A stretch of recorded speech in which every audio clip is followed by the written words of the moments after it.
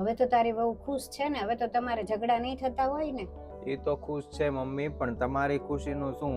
અને કેટલો ટાઈમ સુધી આપણે આવી રીતે પાર્કમાં અને ગાર્ડનમાં મળ્યા કરશું? આપણું પોતાનું ઘર હોવા છતાંય તે મારે તમને બહાર મળવા આવવું પડે છે. પણ હું એવું નથી ઈચ્છતી કે મારા હિસાબે તમારા ઘરમાં ઝઘડા થાય. તમે ખુશ રહ્યો ને એમાં જ મારી ખુશી છે. અરે પણ મમ્મી, ભૂલ એની છે. મેં તમને કીધું તું પેલા કે હું એને છોડી દઉં, છૂટાછેડા લઈ લઉં એમ, પણ તમે ન માન્યા. એવું કાંઈ કરવું નથી, ધીમે ધીમે બધું હરખું થઈ જશે, તું ચિંતા ન કર. અરે મમ્મી, ઈ નો સુધરે, ઈ એવી જ રહેશે. હા હા સારું, હાલ તને પછી ફોન કરું. ઠીક, આ મારી પીઠ પાછળ એના મમ્મીને મળે છે, આ એનું જરૂરી કામ છે.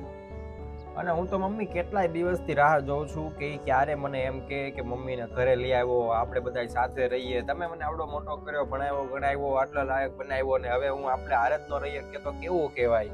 કાંઈ વાંધો નહીં, ગામડે હું રહું છું તો ઈ આપણું જ તે ઘર છે ને, એમાં શું છે, ઈ ઘર જ છે. આ વખતે મમ્મી તમે હવે ગામડે ન જાઓ, આ વખતે તો આપણે સાથે જ રહીએ, આપણે ઘરે જઈએ હવે આપણા. ભાવિન, ઘરે આવો તો. મમ્મી એક કામ કરો, તમે હાલો ઘરે જ હાલો મારી સાથે. રહેવા દે ને, ખોટા ઝઘડા થશે. આજ તો મમ્મી નક્કી થઈ જ જાય, જે થાય હાલો જોયું જશે.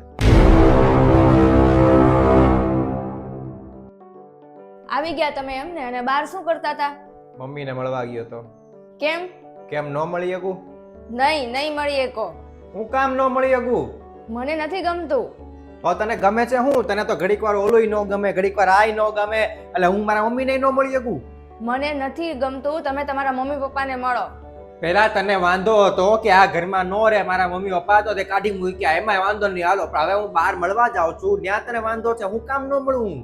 તમે બહાર મળવા જાઓ ને, લોકોને એમ લાગે કે આની વહુ કેટલી ખરાબ છે કે જે ઘરમાં નથી આવવા દેતી. મારે કોઈને દેખાડવાની જરૂર નથી, બધાને બધી ખબર જ છે, મને ને તને બધી ખબર જ છે કે તું ખરાબ હતી, ખરાબ છો ને ખરાબ રહેવાની જ છો.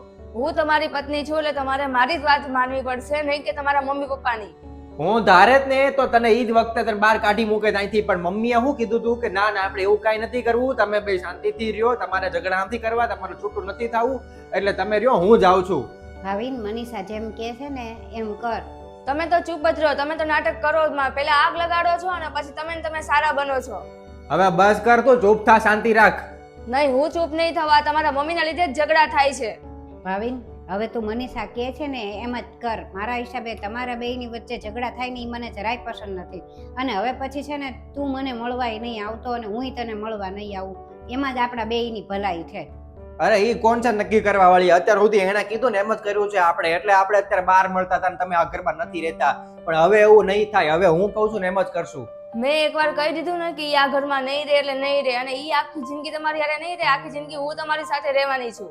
હવે આખી જિંદગીની વાત તો રહેવા જ દે તું. અત્યારે તો હવે એક સેકન્ડ હું નહીં રહી શકું તારી હારે. તું અત્યારે ને અત્યારે તારો સામાન પેક કરીને અહીંથી નીકળી જા.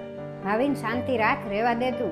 તમે તો વચ્ચે બોલો માં, અને તમારે મારી સાથે ન રહેવું ને તો કાંઈ નહીં, મારે તમારી સાથે નથી રહેવું, હું હોઈ જાઉં છું મારા ઘરે. અને યાદ રાખજો, તમે માફી માંગવા આવશો ને તો હું તમારી સાથે નહીં આવું. ચાલો મમ્મી.